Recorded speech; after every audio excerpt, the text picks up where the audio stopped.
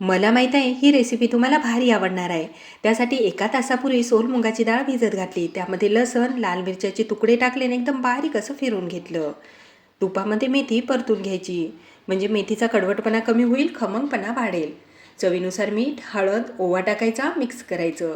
आता त्यामध्ये बसेल एवढं गव्हाचं पीठ टाकायचं आणि पीठ चुरून घ्यायचं. पीठ चुरताना अजिबात पाण्याचा वापर करायचा नाही. एकदम घट्टसर पीठ चुरायचं. त्यानंतर त्याचे पेढे बनवून घ्यायचे आणि पुऱ्या हे लाटून घ्यायच्या. जास्त जाडी नाही, जास्त पातळी नाही, अशा पद्धतीने. आणि तेलामध्ये मस्त अशा हे पुऱ्या छान अशा फुलतेता. हे पा मस्त टम्म अशी फुगलेली आहे. उलटपुलट करून मस्त लालसर होईपर्यंत मीडियम गॅसवर तळून घ्यायचे आहेत. आता एका ताईनं मला कमेंट्स केली होती की प्रवासात नेण्यासाठी 2-4 दिवस टिकणारी रेसिपी सांगा. तर हे पुऱ्या खरंच 2-4 दिवस खूप छान टिकतेता आणि तशाच खुसखुशीतसुद्धा राहतेता. आणि लहानांपासून मोठ्यांपर्यंत सगळ्यांना हे पुऱ्या आवडतेत सुद्धा. हे पहा एकदम खुसखुशीत अशी ही पुरी झालेली आहे.